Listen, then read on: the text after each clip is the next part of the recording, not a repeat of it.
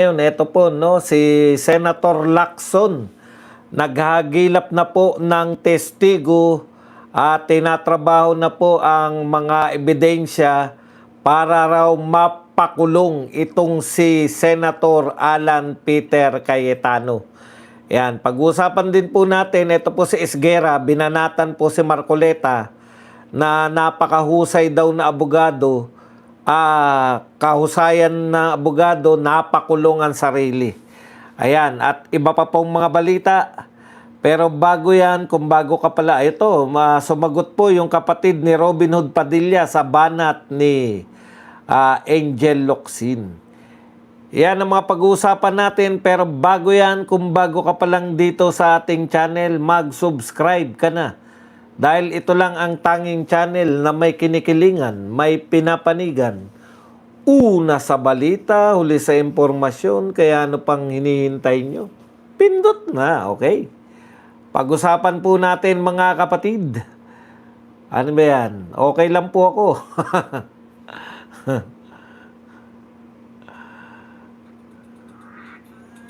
Live po ito. Uy, ano yun? Kaya alam, mamaya pa po tayo magbabasa. Pagkatapos nito, babasahin po natin ang inyong mga commentors. Ito na po ang unang balita. Sabi po ni, binalikan po natin itong sinabi ni Attorney Michael Poa, no? Na kasi po parang lumalabas po ngayon na gustong sabihin, di ko po maintindihan kung bakit po ang dialogue na naman ng prosecutor ngayon ay maglabas ng ebidensya si BP Sara na wala siyang kasalanan. Matagal nyo na pong gimmick yan. Lahat po sa batas po ng Pilipinas, hindi pa po nagsishift, no? Kung sino po ang nag-akusa, siya po ang dapat magpatunay. Ito po ang sinabi ni, paalala po natin, ang sinabi ni Attorney Michael Poa dito po sa ginagawa ng prosecution. Panay tokis lang eh. Magaling lang sa tokis, wala naman palang ebidensya. Katunayan po, yung pagpapabukas po nila ng BIR records, AMLAC records, at saka mga bank accounts ni BP Sara at ng kanyang asawa, katunayan po yan, yan po ang patunay na wala talaga silang matibay na ebidensya laban kay BP Sara. Maging nga po itong unang nilang tinalakay, no? Pati po yung mga kakampi nila ng mga senator judges, halimbawa po yung mga Tulfo, kino-question po, no? Kino-question po kung may ebidensya ba talaga. Pati po si Tito Soto na alam natin na pabor po yan sa administrasyon. Tignan niyo po yung sinasabi niya. Yan bang nagtatagal sila sa pagtalakay dito sa death threat di umano ni BP Sara? Ang tanong nga niya, ito ba ay impeachable? Hindi po ba? Kaya po sabi ng kapanayam natin na si Attorney Mark Tolentino, sabi po niya, ito ang pinakamahina, no? Pinakamahina nilang at si dating Chief Prosecutor, Congressman, nakalimutan ko na yung pangalan. Yung dating prosecutor nung panahon ni Corona, na congressman, Tupas, yun, si Congressman Tupas. Sinabi din po niya na napakahina. Ito po ang pinakamahinang article ng impeachment. Kaya nga tinanong natin yan kay Mark Tolentino, kay Attorney Mark Tolentino. Kung sa tingin po ninyo, mahina po yung ebidensya labang kay BP Sara, dyan po sa death threat na yan, bakit po yan ang inuna? Maganda po yung paliwanag Okay pala yun, no? Kasi nung una, sabi ko, bakit kinakailangan pa namin magkaroon ng mga guests? Kayang-kaya naman namin ipaliwanag. Iba rin po pala talaga yung mga ang mga guest mo ay katulad niyan, abogado, magaling na abogado. Yung hindi po namin naiisip din nila eh. So according kay Mark Tolentino, kaya po nila inuna yan kahit sa tingin natin lahat ay mahina. Pero ito naman sa tingin ko yan ang pinakamalakas nila kaya nila inuuna eh. Di ba? Bakit mo unahin yung mahina? O kasi appealing yung dahil nga po ito ay political, masyado nilang minaliit yung kakayahan ng mga tao. Akala nila yung mga tao pag narinig yung mga salitang pag ginurgur ako, gurgurin mo rin, babaliktad na sila laban kay BP Sara. Ang problema po, matagal na pong napakinggan yan ng mga mamamayang Pilipino, no? At matagal na rin pong naipaliwanag ng mga Duterte vloggers yung kahulugan po ng pagginurgur ako. Kaya po kung yan lang po yung ipansisira ninyo, mismo yung sinasabi ninyo na salita ni BP Sara, ay napakahina po talaga. At alam po ng mamamayan ngayon na mahina yung kaso nyo.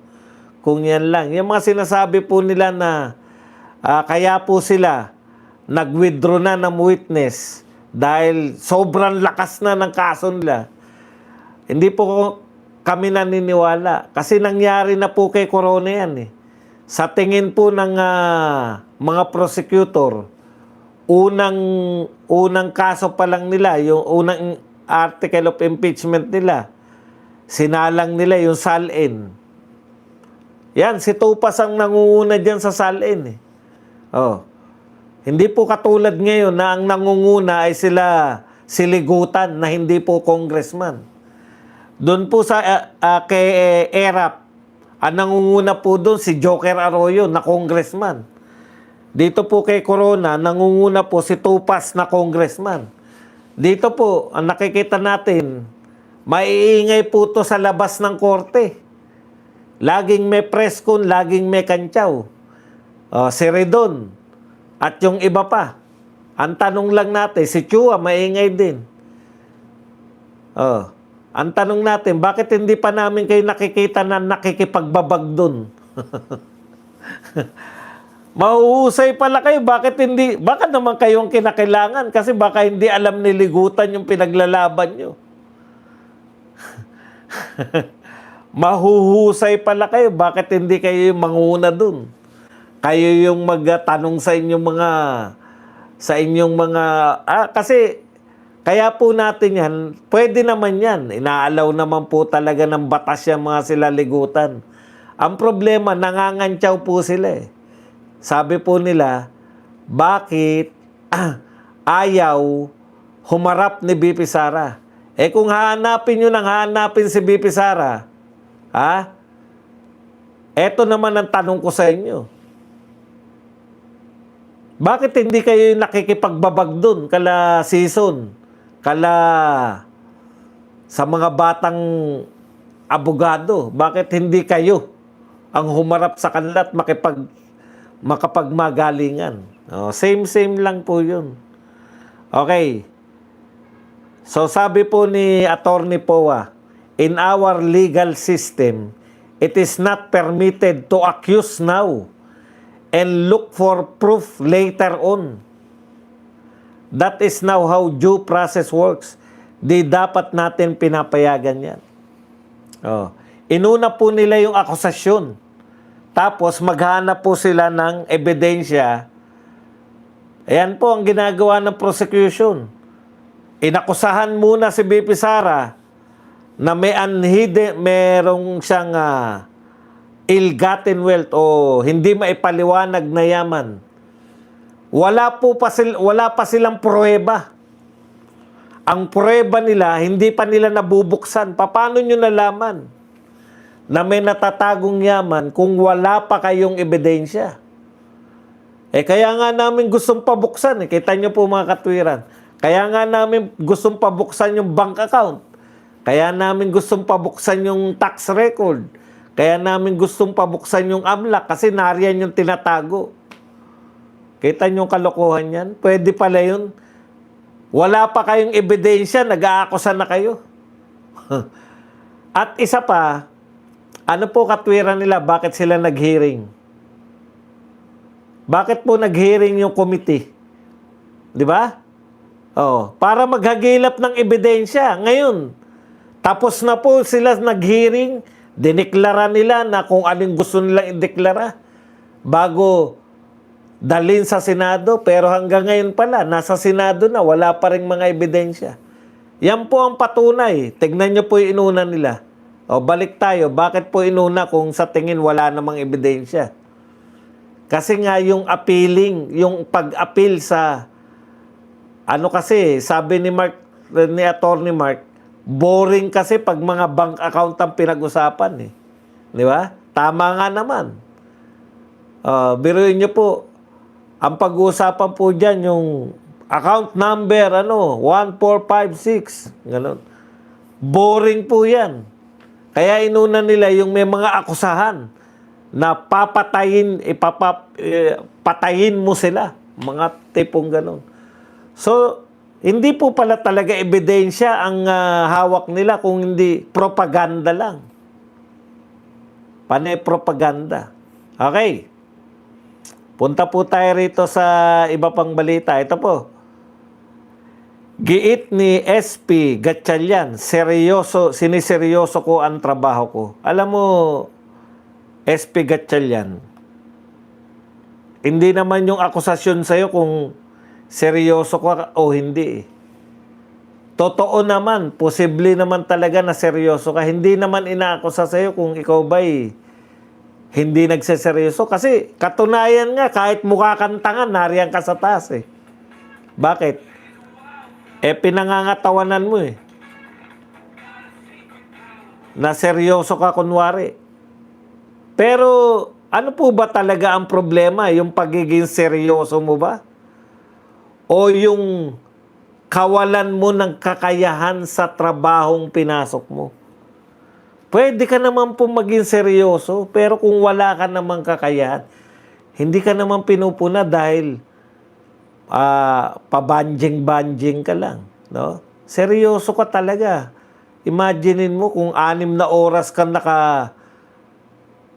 kunwari may ginagawa. Magkaiba po yung pagiging seryoso at yung wala kang kakayahan na maging Senate President. Magkaiba yun. Pwede seryoso ka, wala ka namang kakayahan. Yun po yung nakikita ng tao, wala kang kakayahan mag-preside ng Senate Impeachment Court. Trabaho yan ng Senate Presidency, hindi mo pwedeng ihiwalay yan.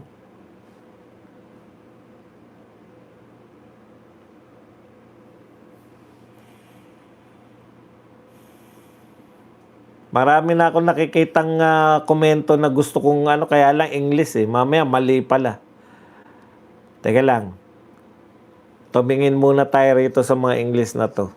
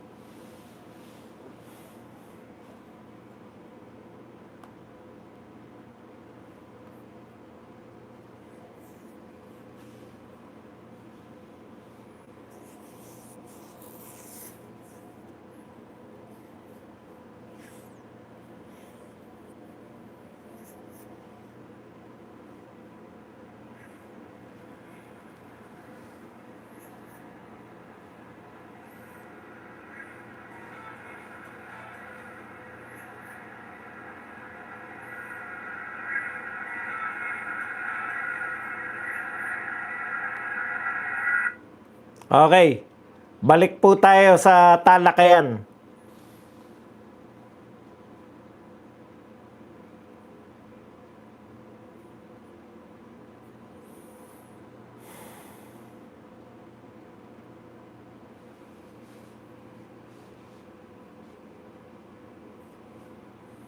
Ito po ang sinabi ni Sherwin Gatchalian. Meron lang akong gustong sabihin dito na sinabi ni Gatchalian.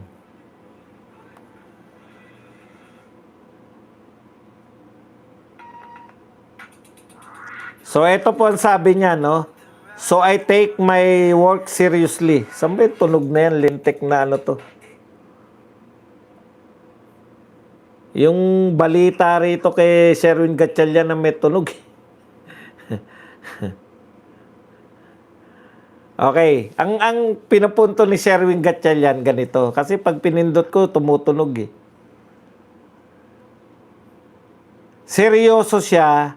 Kasi kung hindi siya nakitaan ng pagiging seryoso ng mga kasama niya, hindi raw siya iboboto na Senate President. Okay.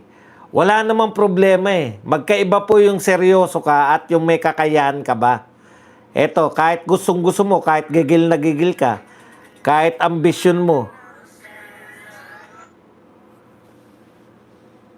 kahit ambisyon mo ito, kung wala kang support ng peers mo at tingin nila hindi ka qualified, that's not gonna happen. Yan po. Importante rin, Carmina, yung track record eh. In fact, alam ng kasamahan natin na even on Fridays, naghihiring tayo. Minsan bumabagyo pa nga, nagkakaroon kami ng hearing. So I take my work seriously, and not only in the Senate, but also when I was a mayor, when I was a congressman. Okay? So, kasi sabi niya, kahit na ano raw ang gawin mo, gigil na gigil ka pa, kung wala kang suporta ng mga kapwa mo senador, hindi ka magiging Senate President. Alam mo, Sherwin Gatchalian, para ka lang si Tito Soto, hindi kayo qualified na maging Senate President. Pero, dahil mas madali kayo, mas madali kayong makontrol, kaya kayo ang Senate President. Di ba? Okay. Tama, seryoso ka. Palagay na natin, walang duda, masipag ka, matalino ka, seryoso ka. Ang problema, hindi mo kayang mag-preside. Ulitin ko na lang na isang beses. Hindi yung kaseryosohan o kasipagan, kinakailangan, parang ganito, masipag. Halimbawa, isang janitor, napakasipag niya. Seryoso sa kanyang trabaho. Oh. Pwede na ba siya maging teacher? Ang tagal na niya sa eskwelahan? Hindi, dahil kulang siya sa kasanayan. Meron siyang kasanayan na hindi siya pwedeng magturo. Kahit gaano kasipag ang isang janitor, hindi siya pwedeng pagturuin. So, hindi lang po yan simpleng masipag kayo. Oh. Bakit? Nakalagay sa konstitusyon, pag may impeachment, kayo ang magiging presiding officer. Yun yung katwiran doon. Kaya dapat kayo mismo, nagkukusa na kayo, na wag na kayong maghangad ng hindi nyo naman. Pwede naman kayo maghangad na maging presidente o vice president, pero hindi po dyan sa maging Senate President kasi yun na nga, wala kayong kakayahan to preside. Kaya masasaktan ka pag may mga memes, di ba? O, walang katapusan yan.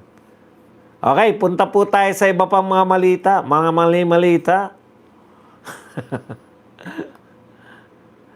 Ito po, etong Christian Esguerra na to, nakakabwisit to minsan. Ito yung tali-talinuhan na wala namang kamuwangan sa buhay.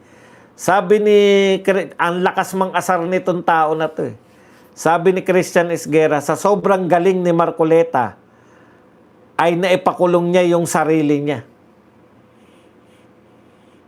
Tignan niyo yung mga katwiran na ganyan. Sa sobrang galing daw ni Marcoleta, napakulong ang sarili. Alam mo, Christian Esguerra, kayo mga tao kayo na okay na sa inyo yung na talagang mga sunod-sunuran na lang kayo kahit mali. Magnanakaw ba si Marcoleta?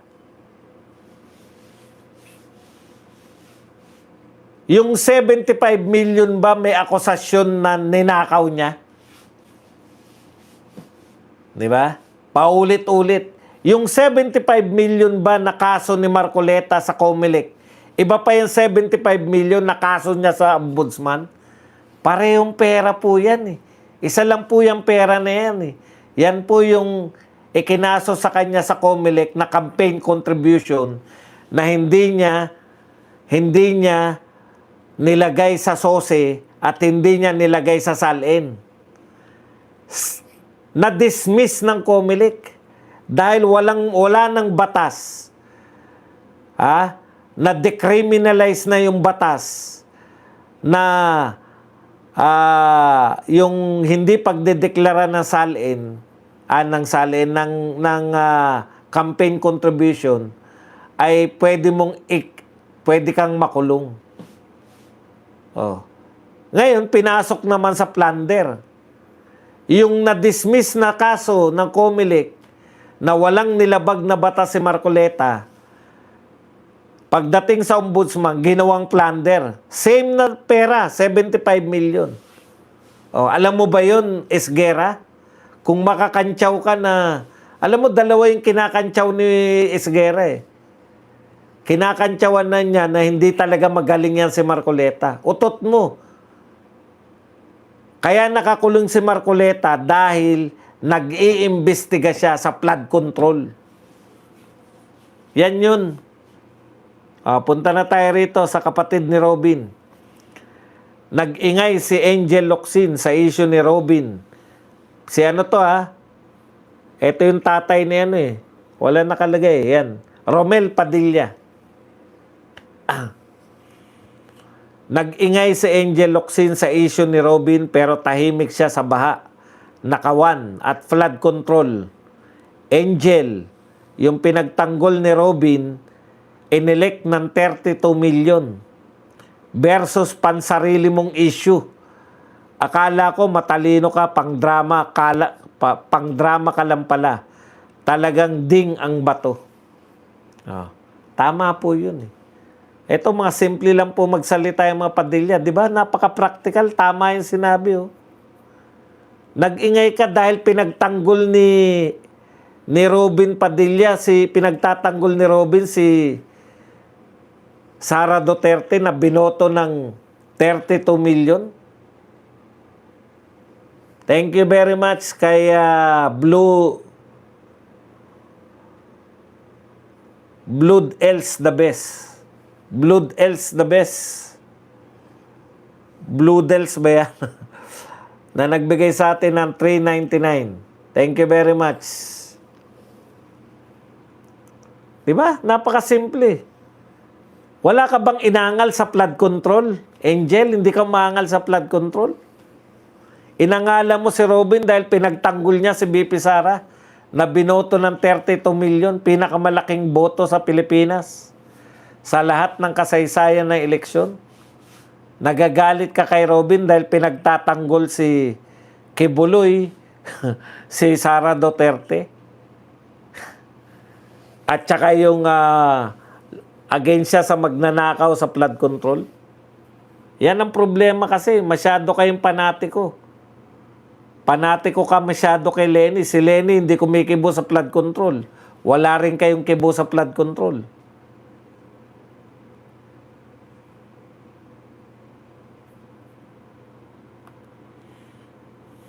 Okay, ito po. Sabi po ni Roque, kapag mabuwag ang ICC, susunduin ko na po si Tatay Digong sa kulungan at uuwi na kaming sabay. Blood. Tayo po natutuwa po sa ginagawa ngayon ng United States of America na tila may all-out war sila sa ICC. No? Nag-all-out war sila sa ICC. Natutuwa po tayo. Okay. Kaya lang, Roque, nakatagal ka na. Nakatagal ka na. Ikaw din. Gusto mo makulong? Marami nag-aabang sa'yo dito. Kaya lang, ang problema natin dyan, Baka pag nabuwag ang ICC at makakalaya si Tatay Digong, kasuhan naman siya ng katakot-takot dito. Anyways, konting tiis na lang naman, no? 5th zona na ni BBM. Malapit na po siyang matapos tong panunungkulan ni BBM. Baka pag hindi po nila na-impeach si BP Sara, siguradong si BP Sara na mananalo. Ay, ma-impeach, ma-convict. Pag hindi nila na-convict si BP Sara, no? Kaya tiis-tiis na lang po tayo. Kaya lang, wag nyo na pong pwede po. Ang nakakabwisit kasi, ang dami nagmamalaki sa safe na raw ang Pilipinas, na kesyo, ang daming na ipapasok ni BBM. Alam nyo po, sabi nung Cora dito, Gidote, na isang ekonomista, o CPA, 40 mahigit na yung biyahe ni BBM. Ang dami na pong pera ang ginastos natin sa kababiyahe ni BBM. Wala na, negative po. Ibig sabihin, mas marami po yung naglalabas ng puhunan na foreign investor kaysa nagpapasok. Panay negative. Negative din po tayo sa tourism. Panay negative po. Wala po tayong malalaking infrastructure. Pero positive tayo sa pangungutang, positive. Yung atrium po sa Makati na ibenta na naman. Bentador. Benta dito, benta dun. Para saan? Di po natin alam kung saan na napupunta yung mga binibenta nila. Kawawa po yung susunod Pero kawawa na okay rin kasi papasok na uli yung mga foreign investors Kasi dito talaga wala Yung wala na tayong pag-aari. Grabe, no? Ang sakit po. Ang sakit pong isipin na yung 6 na taon, sobrang dami ng naibenta.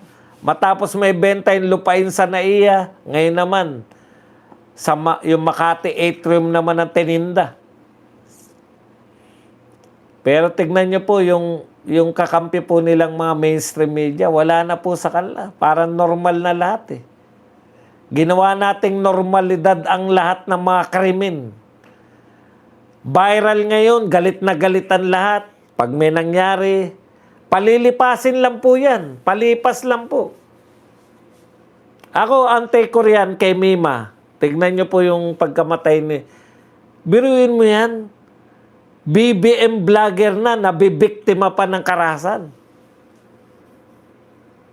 Wala talagang protection sa mga tao na Kung yung mga nagtatanggol na sa gobyerno, nabibiktima pa ng karahasan.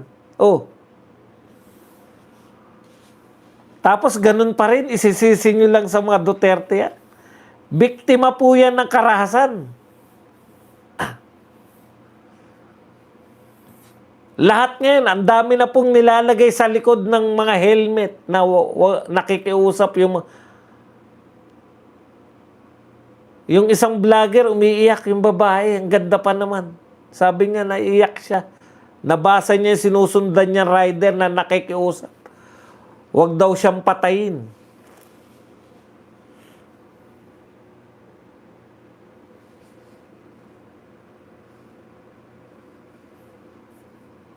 Anong did you catch the one on the side of you?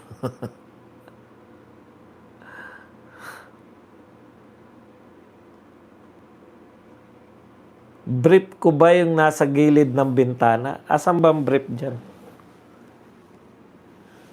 Wala pong brief dyan. Hindi. Ang tindi na imagination.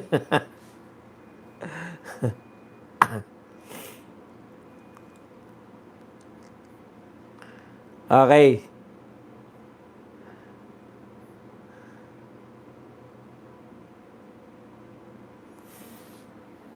Yan po, totoo na tanong nyo po kung sino yung nakakabili.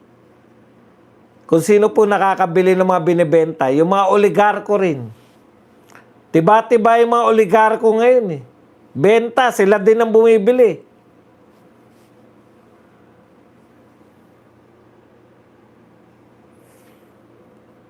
Ito po nakakatakot, no?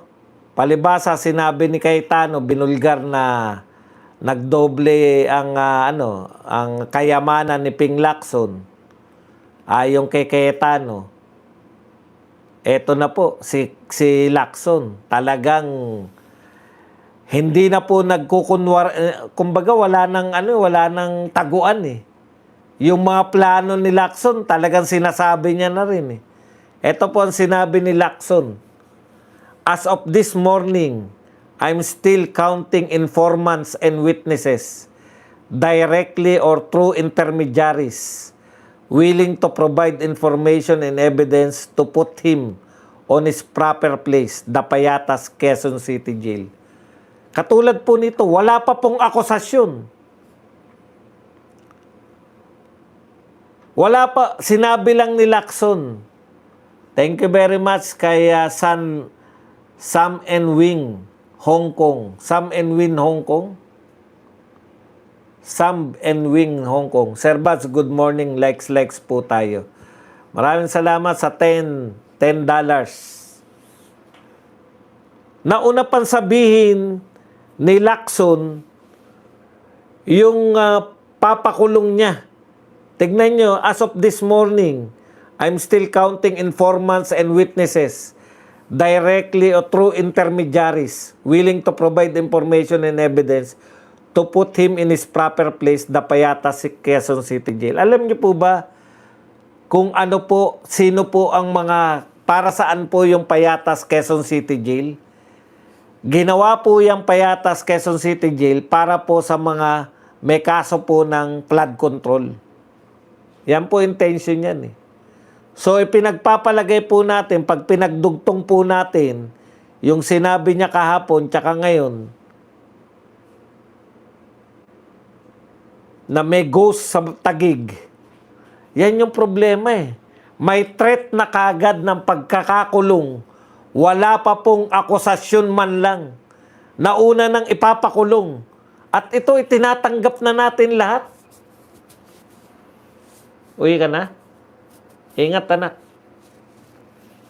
Bakit po naging katanggap-tanggap sa atin etong sinasabi ni Lacson? Parang sinasabi ni Lacson, tinatrabaho ko na yan si Cayetano, ipapakulong ko yan. Makukulong siya sa Payatas, Quezon City Jail. Hindi pa po namin alam kung ano yung akusasyon nyo para siya makulong. Yan po ba yung kaldero sa Southeast Asian Games? O iba pa yan? Kasi ghost project eh, di ba? Ang pagkakaintindi natin sa ghost project. Eh grabe naman po. Nauna pa po yung gustong ipakulong. Parang eto ang intention namin, makulong to. Tsaka na natin kaya hanapan ng kaso. Ganyan yung ginawa nila kay BP Sara eh. Nauna pang sabihin, nadulas. Yan si Congressman Franz Castro, nadulas po yan eh.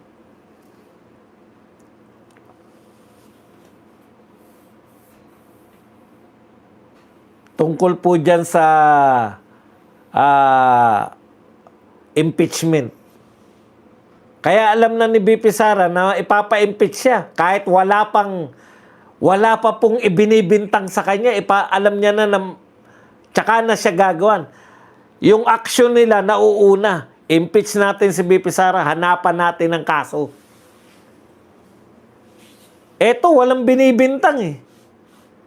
As of this morning, I'm still counting informants and witnesses. May informants, may witnesses na si Ping Lacson para makulong, to put him in his proper place. Ano po ba yung binibintang nyo sa kanya? Man lang. Bago natin pag-usapan yung kulungan. Tsaka ang bilis po, no? Pag kritiko ka ng kasalukuyang gobyerno, ang bilis mong makulong. Si Marcoleta, kailan lang po?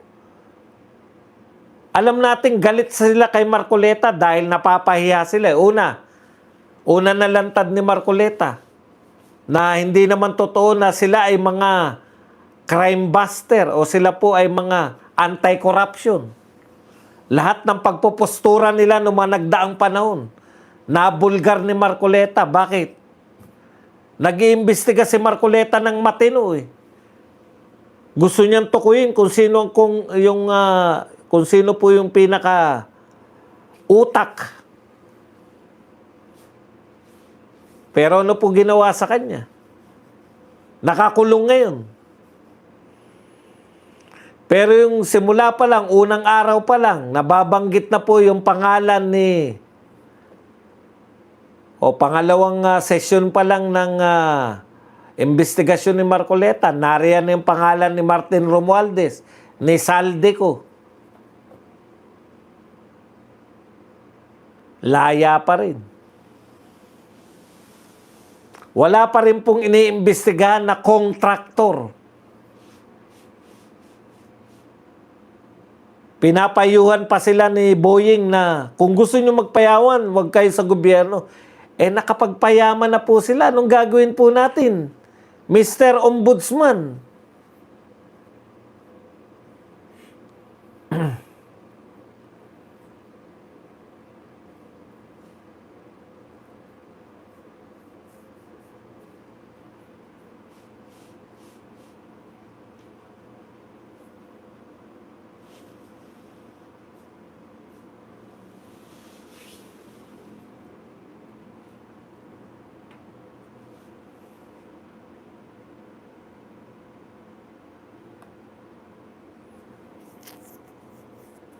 Ito pa.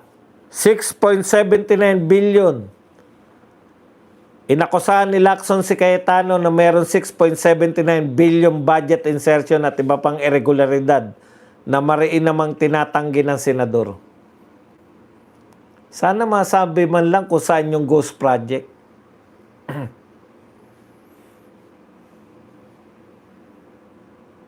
Maraming salamat po kay Ma'am Jennifer Ligausio na nagbigay po ng 250 pesos na pangkape.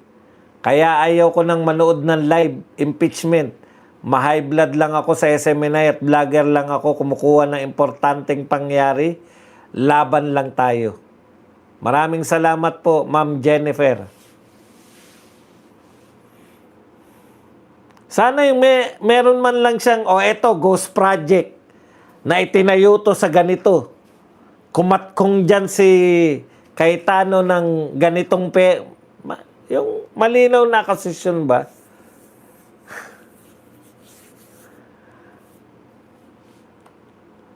Wala rin akong problema kahit na imbestigahan nyo si Cayetano. Basta mag-imbestiga rin po kayo sa mga kontraktor. Siguro hindi pa rin po ba kayo napapahiya sa mga ginagawa ninyo? Direkta na po humihingi ang mga tao na mag-imbestiga kayo sa flood control. Yung mga magnanakaw po sa flood control, imbestigahan nyo. Mauuna namang maimbestigahan si Cayetano. Ang tanong ko, kung hindi ba bumanat yan si Cayetano sa inyo, imbestigahan nyo? Hindi ba? Kung si Cayetano ba hindi nag-imbestiga, o hindi siya naghangad na maging Senate President, magkakakaso ba siya?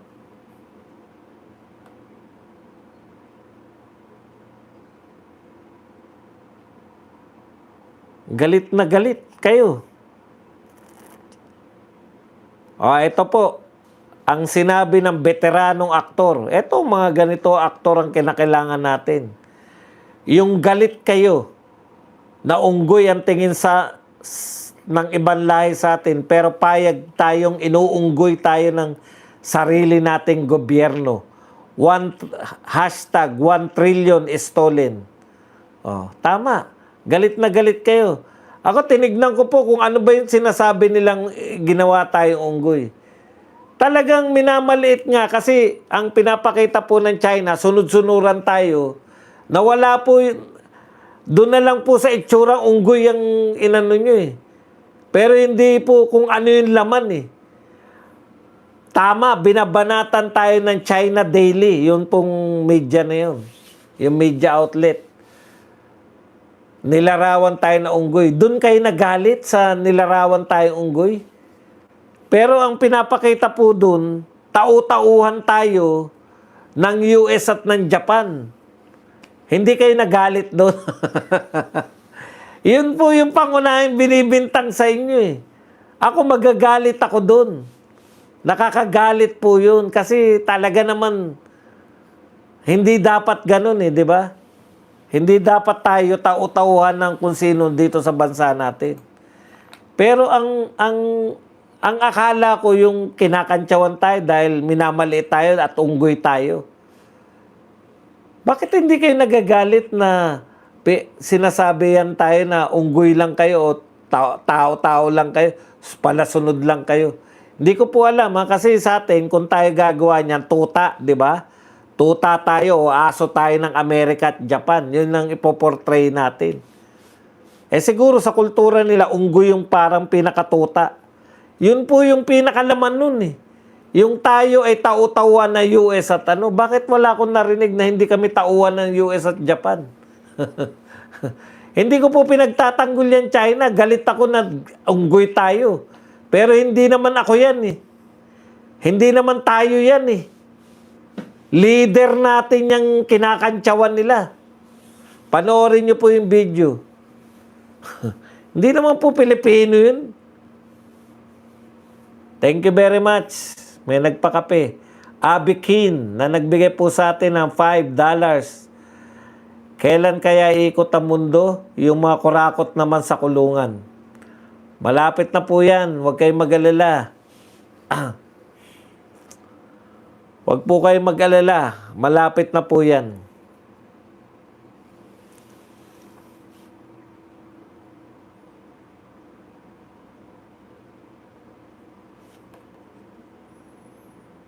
Boying tutuluyan umano si Senador Robin Hood Padilla. Alam nyo po, yung pong kaso ni Robin Hood, obstruction of justice. Ang tanong, kanino pong hustisya ba yung... Kasi, di ba, pinatutupad ninyo yung warrant of arrest ng foreign entity. Hindi kinikilala. Ako sa pagkakaalam ko sa mga sinabi ni Robin, hindi niya kinikilala yung ICC. Yung jurisdiction ng ICC, hindi niya kinikilala. Tingin ko kaya po hindi po sumisipot o hindi po nagbibigay ng pahayag si Robin Hood Padilla. Parang si Tatay Digong. Di ba? Hindi siya nag-appear dun sa korte. Wala lang siya magawa kasi gustuin man niya lumabas dun sa kulungan, hindi niya kaya eh. Alam natin kung bakit hindi nagpapakita si Tatay Digong dahil hindi niya kinikilala yung ICC. Simple lang naman, madali lang naman basahin yung ginagawa ni Robin Hood Padilla ngayon. Ang kinakaso nyo sa kanya, obstruction of justice. Bailable po yan. Pag naparusahan po siya, 4 to 6 years lang. 4 years. Matagal pong kasuhan yan, di ba? Patutunayan nyo muna. Kasi ang kinakatwiran ni Robin, hindi niya kinikilala eh. Yung ICC. Di ba? So, paano yan? Kung hindi niya kinikilala ICC, tapos ICC yung batayan kung bakit yung ICC warrant of arrest, kaya consistent lang po si Robin Hood Padilla. Pero hindi po natin alam. Siyempre, hindi tayo abogado. Pero ang pagkakaalam ko po, maraming beses, maraming pagkakataon, yan po ang sinasabi ni Robin Hood Padilla.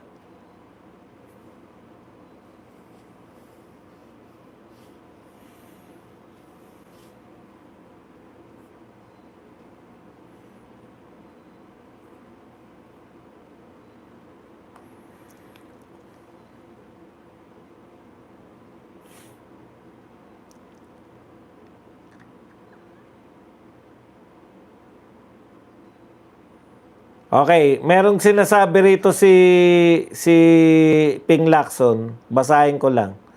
Memories bring me back to 2001 when then newly installed President GMA unleashed the massive resources of her administration to accuse me, a newly elected senator, of amassing ill-gotten wealth.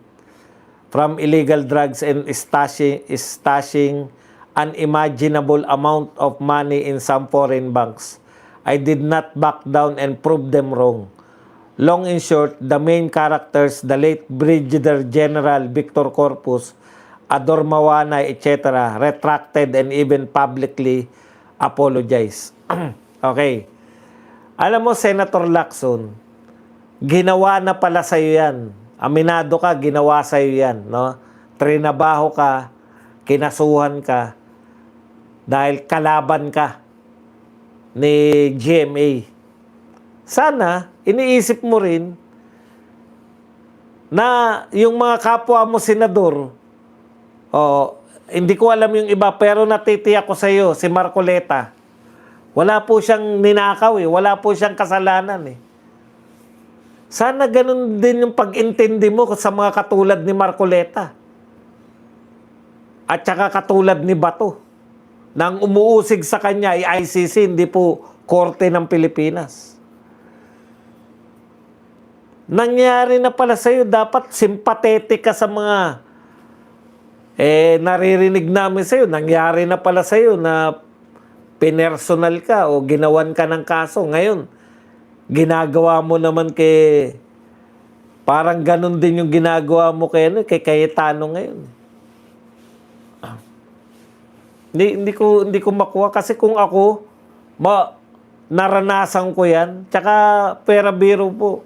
Nagtago po kayo. Inaamin nyo po na nagtago kayo. Buti pa nga si Marcoleta. Yan po ang tunay na hinarap niya. Hinarap niya talaga yung kaso niya. Hindi po siya nagtago.